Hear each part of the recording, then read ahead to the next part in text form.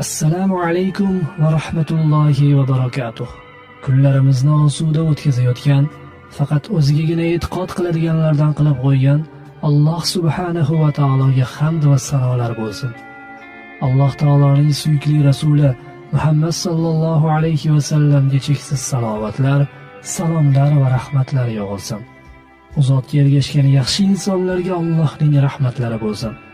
Xolislik insonning bezagi hisoblanadi. Xolis yashab o'tgan zotlar haqida inshaalloh to qiyomatgacha gapiriladi. Ularning ummat uchun qilgan ishlari, o'z nafslarini boshqarganliklari haqida ko'p aytiladi. Bizning dasturimiz ham aynan ana shu insonlarning hayoti haqida. Ularning hayotlaridan o'rnak olishimiz uchun bugungi kun dasturi orqali bugungi kunimizga ham murojaat qilamiz. Dastlab esa har doimgidek Payg'ambarimiz Muhammad Mustafa sallallohu alayhi va sallam tomonidan ummat uchun aytilgan o'gitlarga quloq tutaylik. Rasululloh sallallohu alayhi va sallam dedilar: Hech kim Allohdek g'ayur rashki kuchli emas. Hech kimsa uzr sabablarini qoyim qilishni Allohchalik yaxshi ko'rmaydi. Shuning uchun ham Alloh taolo jannat xushxabarini beruvchi, do'zax azobidan ogohlantiruvchi payg'ambarlarni jo'natdi. Shuning uchun Alloh taolo jannatni va'da qildi. Ibn Abu Osim rivoyati.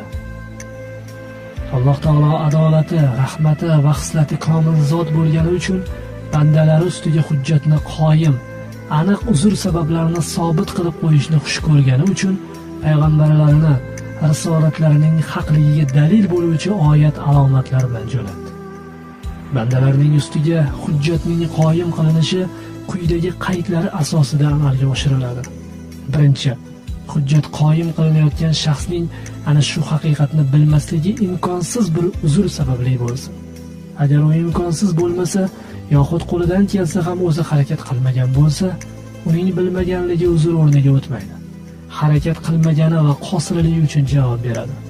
Ikkinchi, johilga shar'iy xitob tushunadigan tilda ochiq oydin tarzda imkoni, murodini anglab yetsin. Biroq o'sha bandaning qanoatlanishi yoki haqni inkor etishi shart qilinmagan. Zero bu yolg'iz Allohning qo'lidadir.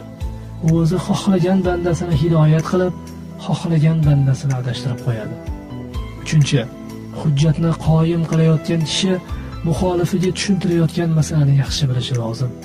Chunki o'zi tushunmay turib, birovga hech narsani tushuntira olmaydi. Ayrimlar hujjatni qoyim qilayotgan kishida mushtahid ulamolar sifati bo'lishi kerak deyishadi. Biroq bu noto'g'ri shartdir. Aks holda mushtahid ulamolarning yo'qligi bilan bandalar ustiga hujjatni qoyim qilish ham yo'q bo'lib ketardi. Bu esa Allohning so'ziga xilofdir. Alloh taolo Hadid surasida quyidagilarni aytadi: Dar haqiqat biz o'z payg'ambarlarimizni aniq hujjat, mo'jizalar bilan yubordik va ular bilan birga kitob, shuningdek odamlar adolatni barpo qilishlari uchun mezon tarozi tushirdik. Oli Imron surasining 184-oyatida quyidagilar aytiladi: Ey Muhammad alayhissalom, agar sizni yolg'onchi qilishgan bo'lsa, aslo g'amgin bo'lmang, chunki sizdan ilgari ham ochiq hujjatlarni bitiklar va nurli kitob keltirgan ko'p payg'ambarlar ham yolg'onchi qilinganlar.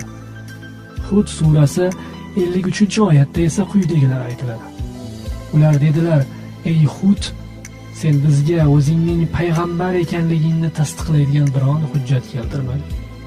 Hatto payg'ambarligiga dalolat qiluvchi oyat mo'jizasi eng maxfiy bo'lgan Hud alayhissalom risolatining dalili ham Alloh tavfiq bergan kishilar uchun kundek ravshandir. Yana bir oyatda aytiladi: U Hud aytdi: Albatta men Allohni guvoh keltiraman. Yana o'zlaringiz ham guvoh bo'linglarki, men sizlarning Allohni qo'yib unga soxta yolg'on xudolarni sherik qilishingizdan bezorman. Ana endi barchangiz bir bo'lib menga qarshi hiylangizni qilaveringlar. Keyin menga muhlat bermay qo'ya qolinglar. Ya'ni qo'lingizdan kelgan hiyla-nayranglaringizni darhol kechiktirmay qilaveringlar. Men faqat mening ham Parvardigorim bo'lgan, sizlarning ham Parvardigoringiz bo'lgan Allohga suyandim. O'rmalagan narsa borki, u zot uning peshonasidan oluvchidir. Ya'ni barchasi u zotning qo'li ostidadir.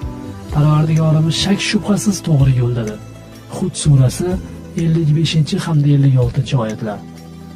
Hud alayhissalomning ana shu so'zlarining o'zi u kishining payg'ambarliklariga eng kuchli dalildir. Yolg'iz bir kishi qo'rqmasdan, cho'chimasdan butun boshli bir qavmga qat'iyat bilan dilidagi gaplarni bamayli xotir aytmoqda. Hud alayhissalom Allohga ishongan, suyangan va o'zining ana shunday panohi, yengilmas ko'makchisi borligini qavmiga bildirib qo'ydi. Hud alayhissalom mushriklarning olihalaridan butkul yuz o'girdi.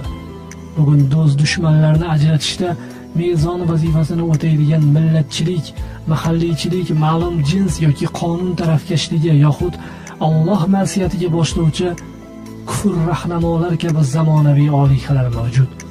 Hozirgi kunda aynan ana shu sanamlarga topiladilar. Xuddi shu asosga binoan do'st tushadi yoki dushman deb biladilar.